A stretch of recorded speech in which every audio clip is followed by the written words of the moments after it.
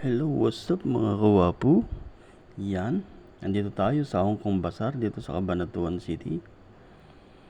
At sasamahan ko si Mrs. na titingin ng freezer panggawa ng yelo mga kawapu.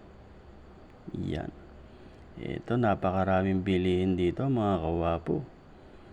Wow, iba't ibang klase ng mga appliances. So, ito mga kawapo, pupunta natin yung gustong freezer ni Mrs. Yan. Punta tayo sa loob mga kawapo.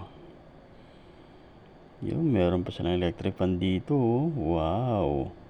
Yan yung mga freezer mga kawapo. Ang gaganda ng mga freezer dito. Iba-ibang mga brand mga kawapo. Pero ito yung gustong ni Mrs. mga kawapo. Tinan nyo.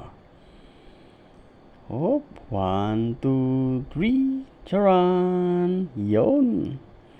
Yan po yung gustong bilhin ni Mrs. mga kawapo. Nagpalabas na po tayo na isa.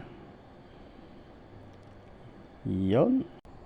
At eto na nga mga kawapo, yung nilabas nila. Yun, binabantayan pa ni Mrs. yung tinitingnan kung paano ginagawa nung sales boy. Yun. Pakuyakay pa siya Tingnan niyo mga kawapo. Napakaganda, di ba?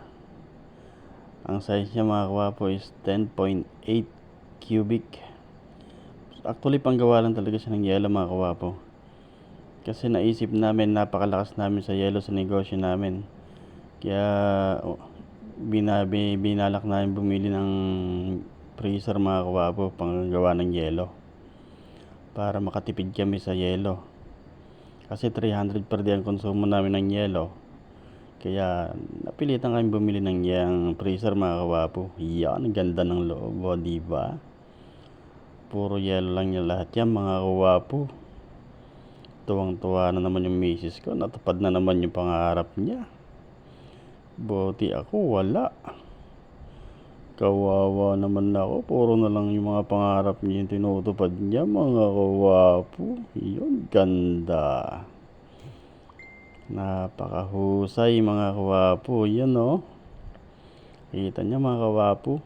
Napakalaki pa. Kasyang-kasya niya mga kawapo, mga 200 na yelo.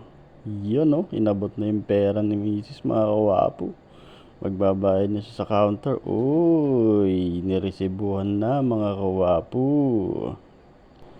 Pagkayari nga namin mabayaran mga kawapo, ayun. Di-deliver na agad dahil sukin na namin si Manon sa pagdi-deliver. Marami na rin kami nakakuha ng freezer. Ganado si Manon. Deliver na yan. Let's go! Maraming salamat. Napakabait ni Manong. At eto na nga mga kawapo. Dito na siya sa bahay. Yun. Charan! Wow! Magkatabi na sila ng freezer naming chest type. Yun Tapos eto pa isa. Yun! Maraming salamat mga kawapo.